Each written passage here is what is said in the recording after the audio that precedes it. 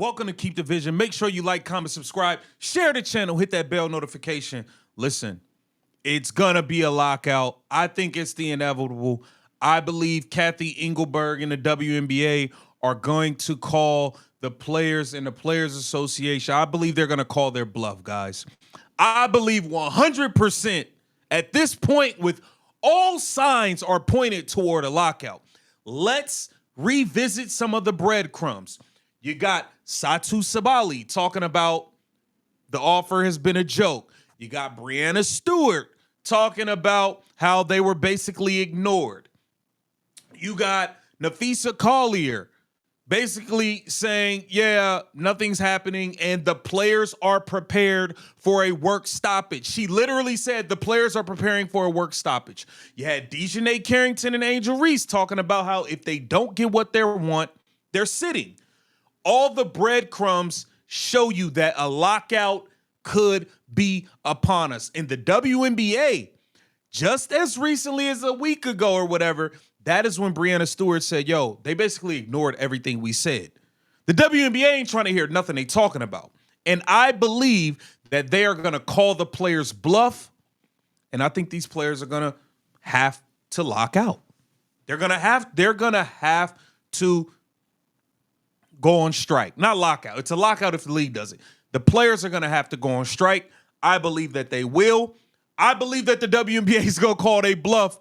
I don't know how it's going to play out. But we had this article come out. And then Caitlyn Clark ties into this because they're talking about she's going to go to the meetings now. But we just saw her get hurt. I don't really know. And that's what I want to know. Do y'all think Caitlyn Clark should be helping with this? Do y'all think Caitlyn Clark should be going to these meetings? Like, literally think about all the things she's been through with this league. They have beat her to hell. And now it's like she's supposed to go help them. Let's look at this. As the WNBA reaches peak popularity, multiple sources told the Post that players are bracing for a potential work stoppage ahead of the 2026 season as a CBA negotiations lag. So it seems as though the players are preparing for a work stoppage. They got Unrivaled.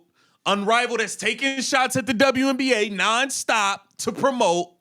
We see Nafisa Collier wearing an Unrivaled shirt during the All-Star announcements and all of that. This is what I really want to know, y'all.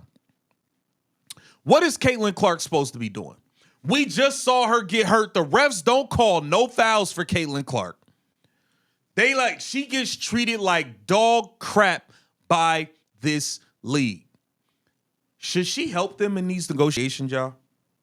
That's what I really want to know. Should Caitlyn Clark be helping out in these negotiations? I think there's two sides of it. I think there's one side saying, hey, Caitlyn Clark has voice being benefiting the game, growing the game globally. She is the one selling out these arenas, bringing in the viewers.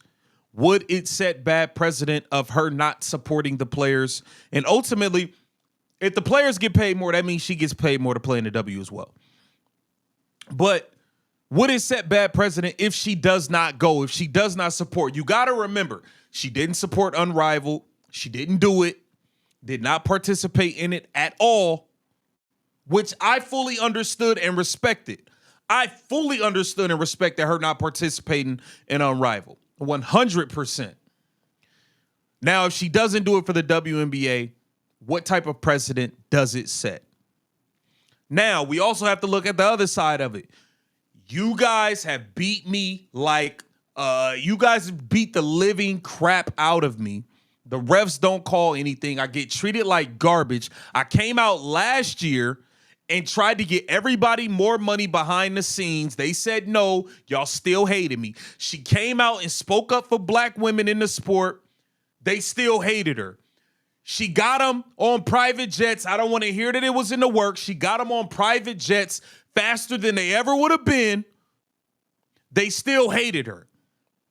At what point does she say, enough's enough, bro? I don't want none of y'all figure this out on your own.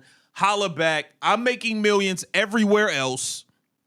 I'm gonna let y'all figure this out. I'll pull up when y'all got everything together. Should she be helping them? Like, really, really think about it. All that she has done, she has came out and spoken up about things they wanted her to speak up about. It didn't matter. They said, oh, well, she was forced to do. Like, it don't matter what she do. They still hate her. The jealousy is still there. So it's like, why would she show up to help them? Why would she help all these people get rich when they all hate on her publicly nonstop? They show nothing but pure jealousy toward her nonstop. Why would she show up to help them? It's just a question. I want to know what you think. I think there's two sides of this. There is a side where it's like, yeah, she could really help the entire league in terms of everybody getting more money, more benefits, all of the things that they are asking for. And you have to, when she's not playing, 60% of the viewership disappears. It's a big deal if she doesn't show up.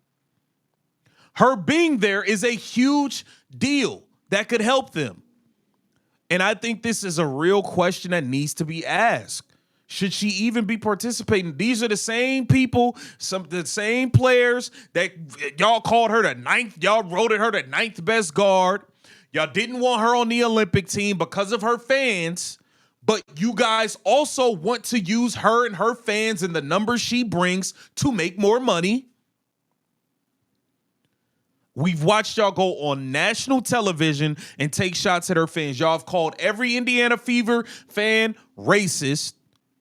Every black Indiana Fever Caitlyn Clark fan has been called, you know what? You guys have constantly disrespected her at every turn. But you need her. And they always say, be careful how you treat people. Be careful how you treat people because you never know when you might need somebody. And now, you guys need Caitlyn Clark. Just like Unrivaled needed Caitlyn Clark to get that big bag. They got the other bag, not the big bag, not the CC bag that they was going to get from TNT. It was a difference. So I'm interested to see how this will play out. I want to know what the people think. Do you guys think she should be going in these meetings, voicing her opinion, talking about, hey, the numbers she's bringing in, how the league is growing, the ratings, all of that? Or should she not be a part of this at all due to all of the events and all of the negativity that's been thrown her way, not from opposing fans, from her peers. Her peers have spewed a lot of this stuff publicly. The league itself has done nothing for her. The league has done nothing for Caitlyn Clark. She's done everything for the league and everyone else. And that's just the fact. I want to know what the people think. Should Caitlyn Clark be helping with these CBA negotiations? I believe it's 100% the players are going to go on strike. I believe that the WNBA is going to call their bluff. They're going to call their bluff in these negotiations. I think that the WNBA believe they can replace some of these players and keep the league going. Unrivaled might be a big winner in this. If you had some stake in Unrivaled, you might be getting rich kind of soon, depending on how this go. That's why it's a whole conflict of interest too, bro. Like, we got to keep it real. The Nafisa Collier-Bree Stewart thing is a little tricky, bro. It's definitely a conflict of interest.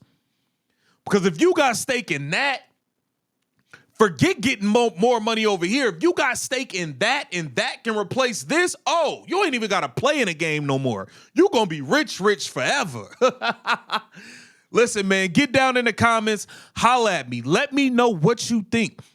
Should Caitlyn Clark be helping in these CBA negotiations? Get down in them comments and let me know what you think. This is Keep the Vision. Make sure you like, comment, subscribe, share the channel.